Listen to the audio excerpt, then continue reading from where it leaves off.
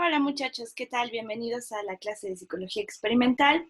Para empezar este segundo parcial, vamos a empezar con el tema de cómo elegir un tema para experimentación, ¿vale? Esto también les va a ayudar muchísimo para cuando estemos hablando del tema de cómo generar un tema de investigación. Van a ver que es muy similar. La diferencia va a ser el uso y el objetivo que se tiene de hacer este tipo de investigaciones, ¿vale? Este, bueno, entonces vamos a empezar con que antes que ninguna otra cosa, nosotros tenemos que saber que para hacer una experimentación, nosotros tenemos que saber cómo medir, ¿no? Y cómo saber realmente que hay una diferencia y poder registrarlo. En esos términos, cuando nosotros estamos hablando de elegir un tema para experimentación, necesitamos saber qué niveles de medición pueden tener una conducta. En el video que ya les había pasado como repaso de materia, ya les he explicado los tipos de conducta que hay, cómo se dividen, qué tipo de conducta valdría la pena elegir, ¿no? Eso va a depender ya de cada quien, pero finalmente vamos a elegir una conducta sobre la cual nosotros vamos a hacer experimentación y vamos a conocer el paradigma detrás de estas conductas desde la mayor cantidad de posturas posibles, ¿no? Entonces, una vez que nosotros sabemos cuáles son los niveles de conducta, nosotros podemos decidir cuáles son los que vamos a utilizar, ¿vale? Entonces, tenemos el tema de intensidad. La intensidad se refiere a con cuánta fuerza se ejerce la conducta. Por ejemplo, si estamos hablando de una ideación suicida, ¿no? ¿Cuál es la intensidad? No es lo mismo fantasear con morir, ¿no? Eh, um, de repente, ¿qué tal si voy caminando por la calle y me cae un rayo y me mata? De repente ya tener una secuencia muy definida del lugar, el momento, el utensilio o aquello que voy a usar para matarme y que ya esté más que decidido, ¿no? Digamos, son diferentes niveles de intensidad de la conducta encubierta, ¿no? Podríamos estar hablando de un ritual obsesivo, ¿no? No es lo mismo que la persona se tenga que persignar cada que escucha que alguien estornuda, a que cada que le viene un pensamiento suicida, se tiene que lavar las manos y que una persona puede estornudar máximo 3 veces al día y se persigue 3 veces, a que estos pensamientos le ocurran cada 5 minutos y las manos ya estén llagadas de tanto que se lava. Eso es lo que tiene que ver con la frecuencia. ¿Qué tan frecuente, ¿no? Es que se lave las manos 2 veces al día, 5 veces al día, cada 5 minutos, ¿no? La intensidad no es lo mismo que nada más se enjuague las manos con agua y con jabón, a que de repente también utilice cloro y agua hirviendo, ¿no? La razón, aquí cuando estemos hablando de razón, va muy de la mano con el tema de la frecuencia. La razón tiene que ver con qué tanto lo va a hacer, ¿no? A comparación, ¿no? Del largo del día, digamos. La razón tiene que ver con que vamos a agarrar un parámetro de tiempo. Eh, por eso que les puse el parámetro de tiempo, tiene que ver con esta idea eh, de repente del mes de enero se lavaba las manos a razón de 5 veces a la semana y de repente la razón cambió a lavarse las manos una vez al mes, ¿no? Que bueno, no sería tampoco lo más sano, ¿no? Pero vamos, poniéndolo en ese ejemplo. Y cuando estamos hablando del tiempo, podemos medir el tiempo en, en términos de velocidad, ¿no? En términos de segundos, ¿no? Nosotros sí tenemos una forma de medir el tiempo específicamente. No es lo mismo que se tarde 5 minutos lavándose las manos a que se tarde 20 minutos lavándose las manos, ¿no? Si nosotros estamos pensando en esa situación, podríamos decir, pues sí, nada más se lavó las manos una vez en el día, pero se tardó 5 horas lavándose las manos, ¿no? A decir, se lavó las manos 20 veces en el día, pero se tardó 3 minutos en cada lavado, ¿no? va a cambiar, incluso hasta el contexto cambia. Entonces, una vez que ya tenemos como esta noción, ¿no?, de que nosotros podemos medir una conducta en estos términos, ¿no?, cuando estemos hablando de intensidad, valdría la pena saber si ya hay escalas que te hablen de intensidad respecto a cuando tengas que elegir el tipo de conducta. Cuando estamos hablando del tipo de conducta, vale la pena que conozcas los tipos de conducta que hay y que elijas una determinada, ¿no? Nosotros como psicólogos, pues vale la pena que escojamos conductas que tienen que ver con conductas mentales, ¿no? Eso quiere decir pensamientos. Puede ser ya sea en conductas de pensamiento alucinatorio, conductas suicidas, conductas en el tema de pensamientos depresivos, en el tema de rituales obsesivos, de, digamos, algún síntoma, ¿no?, psicológico que ustedes quieran, pues podría valer la pena. Ustedes podrían elegir el que ustedes quieran. Eso va a ser parte de la tarea, que elijas el tipo de conducta que tú quieras, al tipo de población de esta conducta que tú vayas a elegir. Tipo de población me refiero a edad, nivel socioeconómico, y también en cuanto al tema de población, también podrías diferenciar entre género, ¿no? Si quieres hacerlo en adolescentes mujeres de 19 a 25 años, o si quieres hacerlo en una población de niños en edad escolar sin distinción de género, también se podría hacer. Y vas a elegir el contexto.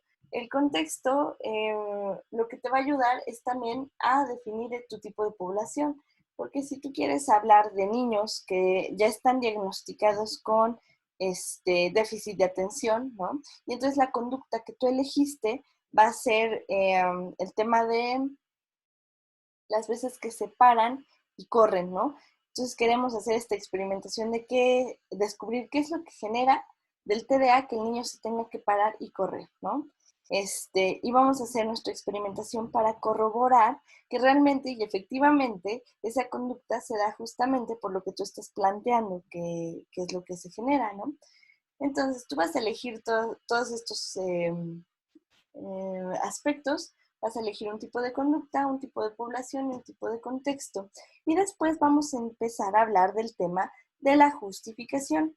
Es el tema que más nos interesa el día de hoy, porque lo que queremos hacer es cómo se utilizan, ¿no?, los marcos teóricos en el tema de cómo hacer una justificación. Pero para hacer una justificación, uno no empieza por esto. Lo primero que tenemos que tener en claro, muchas veces esto no figura en nuestra sección de justificación, pero sí lo tenemos que tener en claro nosotros de manera particular, por qué nos interesa ese tema, ¿no? ¿Qué es esa partecita, ¿no?, que se podría confundir fácilmente entre un interés académico y un interés morboso, ¿no? Porque finalmente nosotros sí necesitamos que nos sea placentero y nos sea excitante el tema que estamos buscando para poder ponerle interés, ¿no? Si nosotros quisiéramos hacer un tema meramente académico, posiblemente el proyecto termine muerto y no podamos continuar con él, porque finalmente, si no hay un interés de por medio, uno no va a motivarse para poder acabarlo. Normalmente, ¿no?, cuando ya redactamos el tema de la justificación, no nos enfocamos mucho en este tema morboso de por qué nos interesó, pero si nosotros queremos atrapar al lector y que se pueda identificar con nuestra curiosidad, ¿no?, digamos, ¿de dónde viene la curiosidad? Pues de un aspecto sexual infantil, si lo pensamos desde ese punto de vista. Nosotros necesitamos también tener muy en claro por qué nos interesa ese tipo de conducta, por qué nos interesa ese tipo de tema en ese tipo de población, ¿no? Y pues siempre podemos meter esta parte de la justificación de me interesa porque encuentro esta problemática, ¿no? Esta problemática respecto a este tema y a este tipo de conductas en este tipo de población y en este tipo de contexto. Y eso, ¿no?, después de que estamos hablando del interés, ¿no?, de a mí me llama la atención porque siempre me ha llamado mucho el tema de las alucinaciones, ¿no? Y cómo es que una persona puede alucinar, o el tema de qué es lo que mueve a una persona para asesinar a otra persona, ¿no? Digamos, son temas que mueven mucho al morbo, pero lo que va a hacer, ¿no? La diferencia es el tema de la importancia, ¿no? Porque este tema importa, no nada más en el sentido de por qué a ti te genera morbo, sino porque es un tema que a la sociedad le debería de interesar, porque sería importante experimentar con esta cuestión, ¿no? Para poder nosotros entonces poder hacer una definición más amplia de por qué estamos investigando el tema que investigamos. Por un aspecto personal, sí, pero también por un tema que tiene que ver con una problemática que se podría solucionar a partir, ¿no? de que nosotros sepamos cómo funciona, ¿no? Entonces, ¿por qué el tema importa a nivel social? ¿No? Una cosa es, ¿por qué te interesa a nivel personal? ¿Por qué interesa a nivel social? Aquí lo que vamos a buscar es el tema de la problemática. ¿Por qué este tipo de conductas en los adolescentes, en los niños, en los adultos mayores, puede representar un foco de riesgo para la sociedad y para el individuo, ¿no? Entonces, digamos, esto es parte de tu justificación que empieza a volver atractiva tu investigación y tu experimentación. Después de que nosotros ya empezamos a descifrar estos dos temas, ¿no? Y que ya los podemos tener más claros en la cabeza, esto nos va a ayudar cuando hagamos el tema de la introducción a nuestro trabajo, redactar estos dos temas, ¿no? ¿Qué se ha dicho a nivel política nacional respecto al tema y a la pobreza infantil o por ejemplo ahorita, ¿no? En México, todo nuestro tema de la obesidad infantil, ¿no? ¿Por qué te interesaría ese tema? ¿No? ¿Qué parte del morbo tiene que ver contigo? Y por el otro lado, ¿por qué este tema importa como sociedad? ¿No? Después, lo que vamos a ir y lo que es más importante de todo el tema de la justificación es, al día de hoy, ¿qué se sabe de ese tema y de esa conducta específica en esas poblaciones que a ti te interesan? Porque si de repente, ¿no? nosotros no pudiéramos hacer esta parte de investigar qué se sabe del tema, imagínate a 20 investigadores hablando del mismo tema, ¿no? Pero desde cero, ¿no? Y nunca proponiendo nada nuevo y nunca viendo áreas que podría ser más interesante hablar y no empezar a repetir temas o cuestiones que ya han hablado otras personas. El que se sabe del tema lo que te permite es ampliar conocimiento, contrastar conocimiento o incluso eh, te podría ayudar a criticar, ¿no? Hoy en día en nuestra sociedad está muy vetada esta idea de criticar, pero realmente la crítica es lo único que te puede ayudar a pensar, ¿no? Si realmente lo que tú estás conociendo vale la pena, si será la única forma, ¿no? Y es una forma muy válida para nosotros poder ampliar conocimiento, ¿no? Y también contrastar conocimiento. Entonces, este tema de el qué se sabe de este tema, de esta conducta que tú estás proponiendo, lo que nos va a dar como indicio lo que conocemos como el marco de referencia. Esto quiere decir que el marco de referencia es, mira, de este tema en específico se ha dicho por boca de fulanito, ¿no? Que la obesidad infantil tiene que ver con una cuestión en donde la economía, ¿no? del hogar mexicano, el sueldo, ¿no? Estamos hablando de una cuestión económica, es muy bajo y resulta ser que la comida chatarra, ¿no? y alta en grasas y alta en calorías, resulta ser mucho más barata que la comida alta en fibra y en vitaminas y en minerales y shalala. Y entonces, ¿cuál es tu marco de referencia? Al día de hoy, ¿no? Se ha publicado por la Gaceta del Consumidor que un gansito, ¿no? cuesta tanto y comprar verdura fresca cuesta tanto, ¿no? Entonces, aquí ya tienes un marco de referencia, un sustento teórico que te dice, ok, desde el lado de la economía, es cierto, ¿no? Es mucho más barato comer comida chatarra para la economía de la familia mexicana que comer comida saludable, fresca y, y con un contenido calórico y de lípidos bajo, ¿no? Por otro lado, ¿no? También podríamos hablar que tiene que ver con que el tema de la publicidad que se hace en comida chatarra para niños, ¿no? En donde generan un muñequito que resulta ser más llamativo y para el niño resulta ser un tema mucho más tierno, ¿no? Y más padre comprarse el cereal que tiene al superhéroe que le gusta, ¿no? Que comprarse eh, una pechuga de pollo en la cafetería, ¿no? Porque tiene que ver con un proceso de identificación que tiene sobre las figuras que tienen la promoción que se le hace para vender el tema, ¿no? Entonces que se conjunte con un tema de identidad, de identificación y también de idealización que se le pone de por medio a poner un muñequito que le llame la atención al niño, ¿no? Por otro lado, también podríamos hablar del tema de el sistema nervioso y cómo el ser humano, ¿no? Tiende mejor a reaccionar de manera favorable y que le genere más apetito una comida con más grasa que una comida con menor cantidad calórica y menor cantidad de grasa. Porque, ¿qué es lo que tiene la sustancia química, ¿no? De la grasa que genera una respuesta satisfactoria en el paladar? ¿Para qué funciona la grasa a nivel corporal? ¿Por qué la necesitamos también? Y por qué el sistema nervioso central requiere de grasa y ahí hace que a nosotros como seres humanos se nos antojen los alimentos con alto contenido de grasas, ¿no?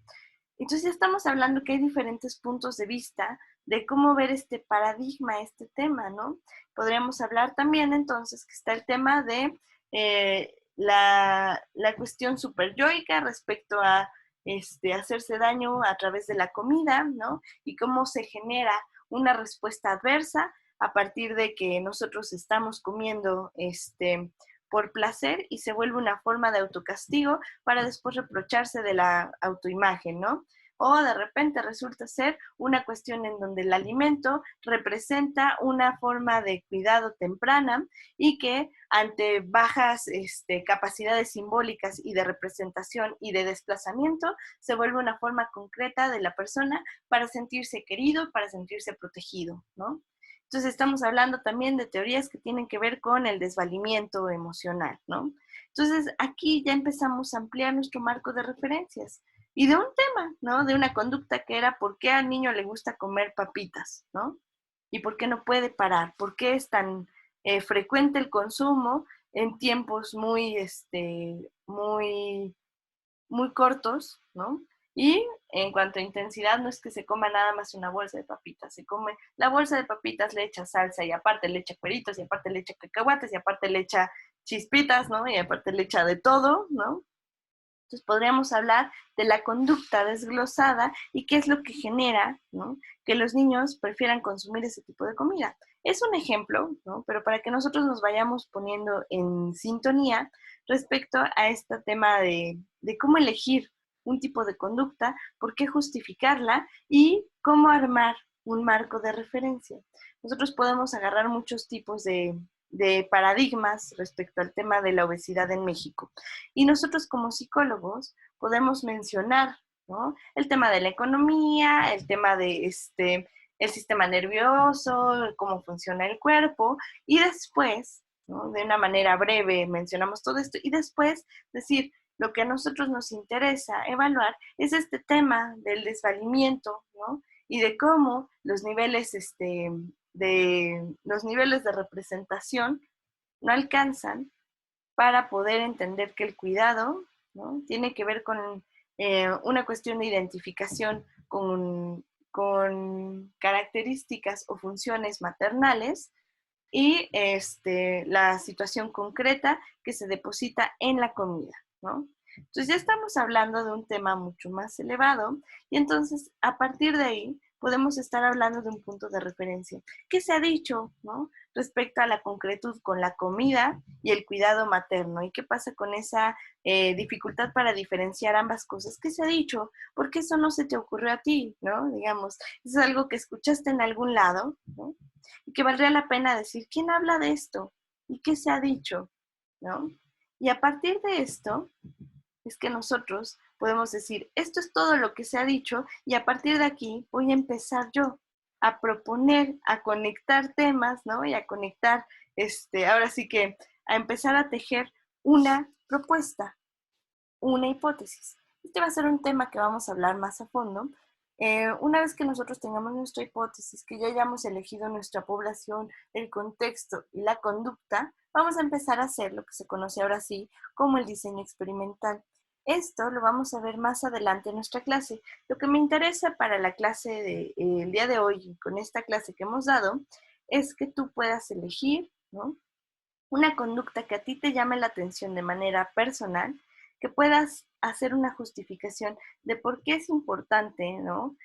A nivel sociedad, porque es una problemática que vale la pena investigar y que vale la pena, ¿no?, conocer, y que me digas qué se sabe del tema específicamente, que empieces a hacer un marco de referencia y un sustento teórico para poder empezar a hablar del punto de referencia y después que podamos hacer tu propuesta de hipótesis, ¿vale? Entonces tú hasta donde me vas a entregar va a ser hasta aquí.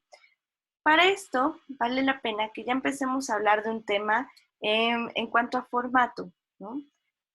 Cuando nosotros hacemos un marco de referencia, esto quiere decir que nosotros vamos a tener un formato específico para presentar los datos y la información, porque no son ideas nuestras, es nuestro marco de referencia, es el sustento teórico, es algo que alguien más dijo y que yo quiero utilizarlo como punto de referencia. Para esto, tú cuando me entregues, ¿no? Esta vez no serán mapas, sino me vas a entregar esta parte de tu elección de tema para experimentación. Y lo que vamos a hacer es el diseño. Yo te voy a enseñar cómo se hace y cuando pase la pandemia, si te interesa, ya lo podrás utilizar como tu tema de tesis, si es un tema que realmente, ¿no?, lograste elegir que vale la pena y que a ti te interesa como para seguirlo, y que pues esto puede ayudarte para tu tema de tesis o tesina, ¿no? Entonces, vamos a empezar por este punto. Yo te voy a pasar un formato de cómo se escriben las referencias, ¿vale? Es un texto que yo redacté, que pues es una guía, ¿no?, de punto y seña, de cómo se tiene que hacer una cita en formato APA. Sé que existen muchos formatos, existe el formato Harvard, existe diferentes formatos, por ejemplo, de medicina y de otro tipo para los temas de reportajes y de comunicación se utilizan otros sistemas de citado, pero en psicología y en términos académicos se suele utilizar el formato APA. Es un sistema muy sencillo, ¿no? Lo que te voy a pasar en ese documento va a ser cómo citar documentales, cómo citar textos de internet, cómo citar libros, cómo citar diccionarios, cómo citar enciclopedias, cómo citar investigaciones de instituciones, ¿no?, por ejemplo, del IMSS, Instituto de Psiquiatría Mexicano, shalala, shalala, cómo se puede hacer ese tipo de citas y cómo se redacta, ¿vale? Porque es diferente una cita a una referencia. La cita es la que se pone en el texto, decir, fulanito de tal, en el año de tal, dijo esto, esta idea no es mía, esto lo dijo él. Y al final, ¿cuáles son los datos necesarios para que si alguien que leyó tu trabajo le llama la atención investigar más sobre lo que tú encontraste, dónde lo puede encontrar, ¿no? Digamos, una cosa es de darle crédito al autor que investigó de ese tema y otra cosa es darle las indicaciones para cómo encontrarlo, ¿vale? Entonces, esto es importantísimo. En teoría, ustedes para el nivel, ¿no?, que ya tienen, ya deberían de saber hacer citas y referencias. Yo entiendo que hay veces, ¿no?, en las que por cuestiones eh, personales, ¿no?, por cuestiones en donde no se tuvo la guía adecuada, no se sabe hacer citas y referencias, no hay excusa, no te preocupes. Yo te paso el manual de cómo hacer citas y referencias, detallado y explicado, ¿no?, paso por paso, cómo se tiene que hacer. Lo que tú vas a hacer es que vas a empezar a buscar tu marco de referencia sobre la conducta y la población que tú quieras elegir, ¿vale? Y lo vas a empezar a redactar, me vas a empezar a decir, ¿sabes qué? Es que encontré que fulano de tal habla de este tema y lo lleva por este lado, shalala, shalala, ¿no? Mínimo quiero 5 referencias, ¿vale? Si tú puedes encontrar más y quieres hacer más, mucho mejor, porque eso va a hacer que tu sustento teórico sea más fuerte, ¿vale? Porque eres una persona que ha buscado del tema porque realmente sí cumples con el criterio de que te interesa. Si de repente resulta, ¿no? Que tú te encuentras ante la problemática de que no hay nada respecto a temas de psicología y de la conducta humana que te llamen la atención, pues es muy triste porque realmente es la carrera que elegiste y debería de ser lo que te interesa. Yo espero que no sea tan difícil para ti elegir un tema psicológico, ¿no? De conducta humana que te llame la atención. Eh, entonces, tu trabajo, ¿no? Lo vamos a ir puliendo poco a poco. Vamos a ir revisando redacción, vamos a ir revisando cómo presentar, ¿no? Este material. Lo que voy a checar es que puedas hacer uso de las citas de APA y las referencias en formato APA, que pues si hayas investigado cosas que tengan que ver, también el tipo de fuentes que vas a utilizar. Cuando estamos hablando de un trabajo de este nivel, que ya tiene que ver con experimentación y que tiene que ver con una propuesta, cuando es un trabajo bien hecho, incluso es un trabajo que tú, siendo alumno, podrías publicar en revistas.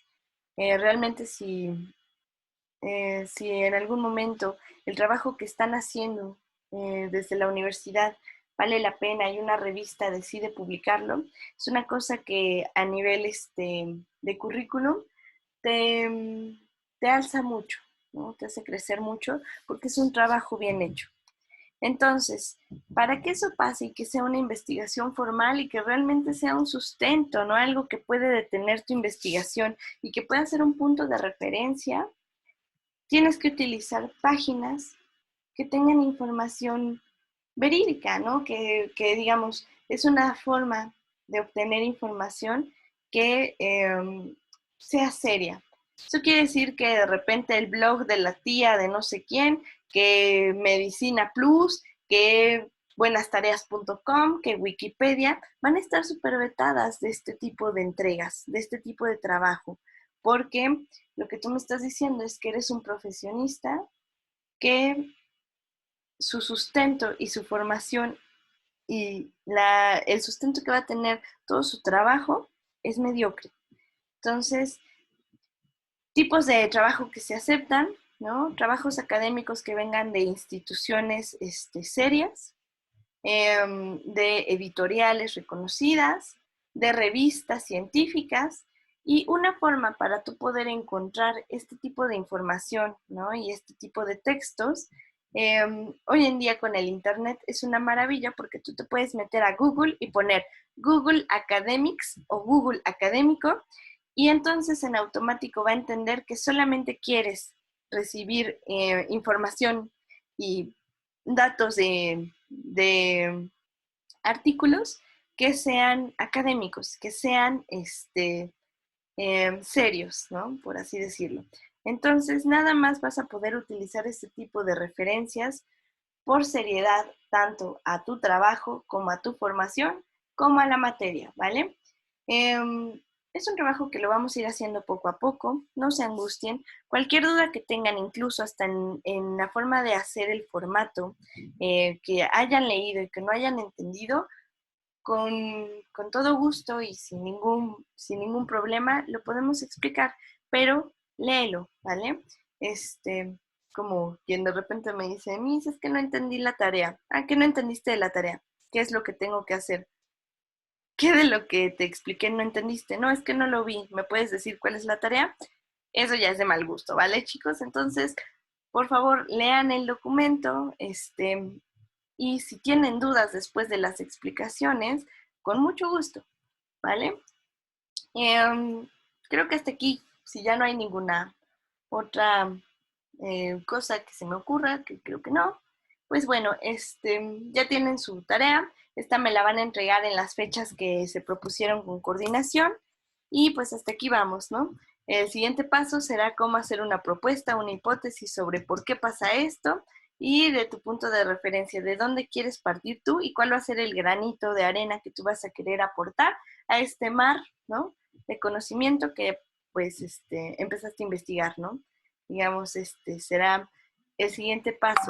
Y también, una vez que ya tengamos nuestra hipótesis, vamos a empezar a decir cómo se hace un diseño de experimento, ¿no? ¿Cómo vamos a diseñar, ¿sí?, la comprobación de tu hipótesis? Y pues bueno, ya hablaremos de eso en otras clases. De momento es lo que van a hacer esta clase que pues, ya impartimos. ¿Sí? Y pues estamos en contacto, muchachos. Nos vemos.